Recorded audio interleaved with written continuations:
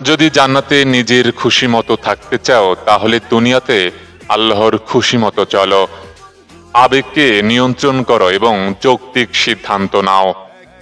রাস্তা হোক বা সম্পর্ক, যোগাযোগ না থাকলে প্রকৃতির নিয়মেই বন্ধ হয়ে যায়। সময়কে দেখা যায় না, কিন্তু সময় অনেক কিছু দেখিয়ে দিয়ে যায়। স্বপ্ন তুমিও দেখছো, স্বপ্ন আমিও দেখছি। আফসোস একটাই, তুমি অন্য কাউকে নিয়ে আর আমি তোমাকে নিয়ে। কে কতটা আপন আর কে কতটা পর সেটা মুখের কথায় না, একমাত্র জীবনে খারাপ সময় আসলেই বোঝা যায়। মধ্যবিত্ত পরিবারের সন্তানরা আকাশ ছোঁয়া আত্মসম্মান বোধ নিয়ে চলে। প্রয়োজনে না খেয়ে মরে যাবে, তবুও মাথা নোয়াবে না। নারী যতই সুন্দরী, ধনী, সুজাতি হোক না কেন, পরহেজগার না হলে সে একজন কুশ্রী, দরিদ্র নারীর চেয়েও নিকৃষ্ট।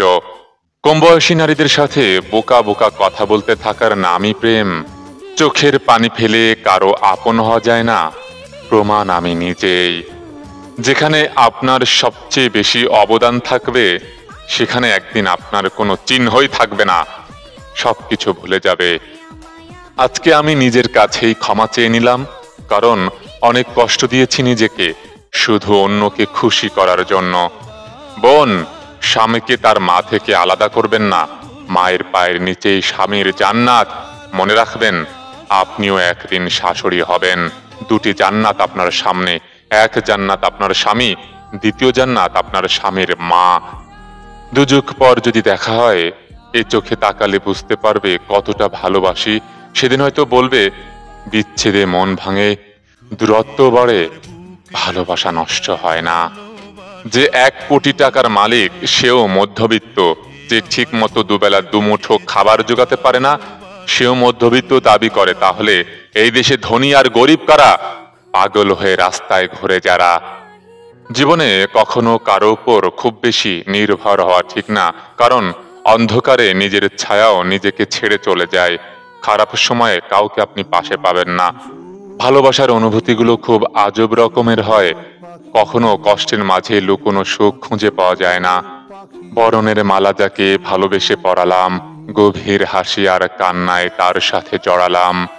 আজও তোমায় খুঁজি, যখনই দু চোখ বুঝি, আশায় আজও বাঁচি, আসবে ফিরে মন মাঝি। আমি নিজেকেই নিজে হারাই ভালোবেসে, যখন তুমি মায়াবী হাত রাখো কাছে এসে। আপনি তো আমাকে প্রয়োজনে ব্যবহার করছেন, আর আমি বোকার মতো ভাবছি আপনি আমাকে অনেক ভালোবাসেন। ভেতর থেকে একা হয়ে গেলে মানুষ উৎসবের ভিড়েও একা থাকতে চায়। আজ থেকে শুরু করলাম জীবনের নতুন অধ্যায়। আমি বুঝে গেছি, পৃথিবীতে কেউ কারোর জন্য নয়, সবাই দুদিনের অতিথি মাত্র, যে যার স্বার্থ আর অহংকার নিয়ে ব্যস্ত। বর্তমানে বাবা মায়েরাই সন্তানের সাথে সন্তানের এমন দূরত্ব তৈরি করে যে ভাই বোন শত্রু হয়ে যায়।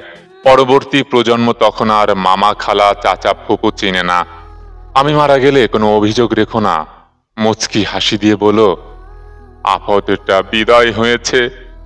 আপনার শত ব্যস্ততার মাঝেও স্ত্রীর জন্য সময়, যত্ন আর ভালোবাসায় পারে তার মন ভালো রাখতে, যা কখনো স্ত্রীকে টাকার পাহাড়ে শুয়ে রাখলেও পারবেন না।